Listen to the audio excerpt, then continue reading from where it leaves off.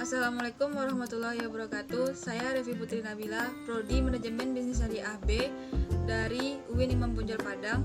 Tujuan untuk membuat video ini ialah memenuhi tugas ujian akhir semester Manajemen Sumber Daya Manusia 2. Di sini saya akan menjelaskan jurnal internasional yang telah dipilih dan saya akan menjabarkannya, yaitu yang berjudul Inovasi dalam Seri HRM Mutualitas dalam Manajemen Sumber Daya Manusia, menilai kualitas penyelarasan dalam hubungan kerja, mana manajer dapat meningkatkan keselarasan kepentingan organisasi dan individu dalam pengelolaan sumber daya manusia.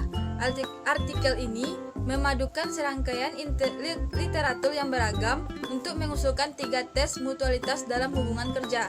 Yang pertama, kualitas kecocokan antara kebutuhan organisasi akan kemampuan manusia dan kebutuhan individu. Dan yang kedua, sejauh mana kebutuhan ganda organisasi untuk komitmen dan fleksibilitas.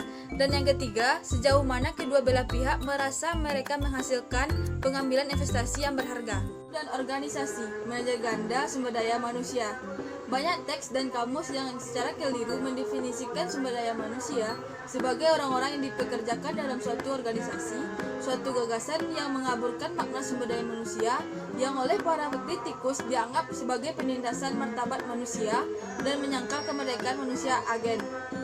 Sumber daya manusia lebih akurat dipahami sebagai sumber daya yang intrinsik bagi manusia yang dapat mereka terapkan pada berbagai tugas kehidupan, baik di tempat kerja maupun dalam kegiatan sehari-hari.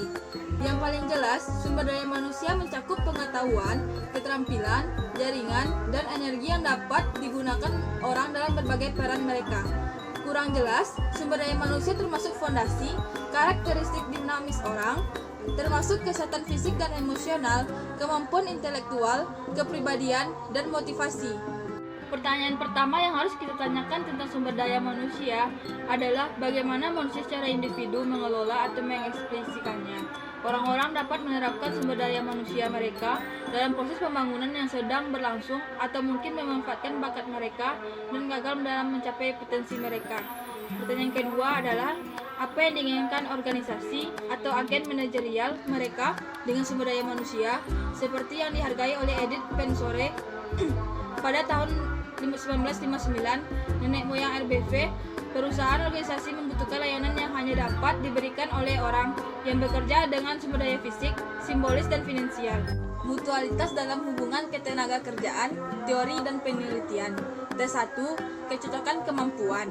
Sebagaimana ditekankan oleh RBV perusahaan, kesuksesan organisasi bergantung kepada kemampuan manusia. Mutualitas dalam hubungan ketenaga kerjaan, teori dan penelitian.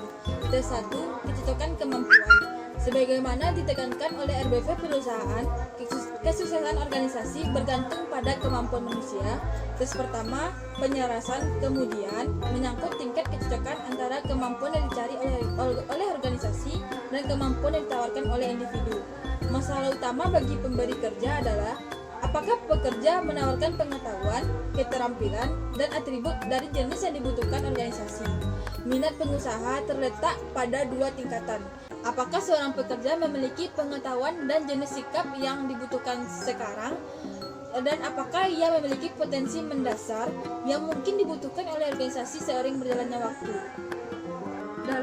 Dalam satu dominan ini, kelangkaan orang dengan kemampuan yang tepat dapat mengancam kelangsungan hidup organisasi, pertumbuhan cacat, atau merusak profitabilitas. Namun, beberapa banyak organisasi yang berinvestasi dalam menarik dan mengembangkan kemampuan manusia yang mereka butuhkan terbatas dapat pertimbangan keefektifan biaya. Pengetahuan dan keterampilan yang dimiliki individu. Penelitian menunjukkan bahwa underutilization keterampilan adalah pendorong utama ketidakpuasan dalam hubungan kerja.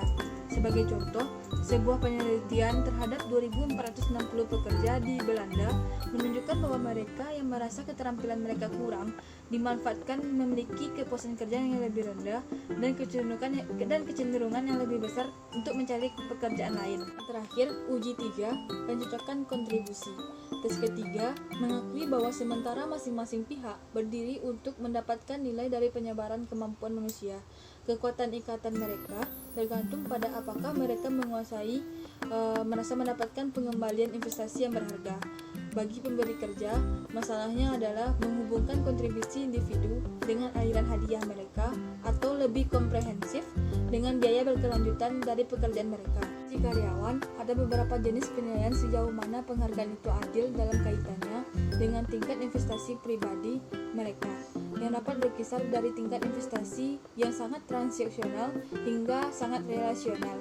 Daripada pertumbuhan psikologis yang merupakan pusat dan uji mutualitas pertama, ini adalah tentang penghargaan ekonomi dan sosial yang dapat diberikan oleh pekerjaan, termasuk berkaitan dengan upah, promosi, dan status.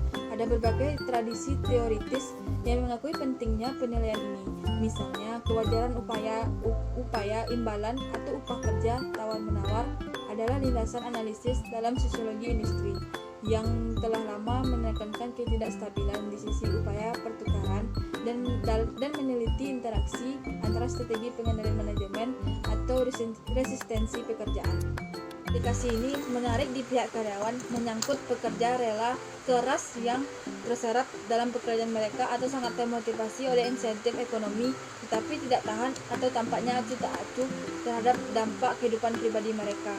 Namun, bagi kebanyakan orang, kesimpulan umum menyatakan bahwa tekanan kerja yang berlebihan mengganggu keseimbangan kerja, hidup, dan negatif untuk kesejahteraan pribadi.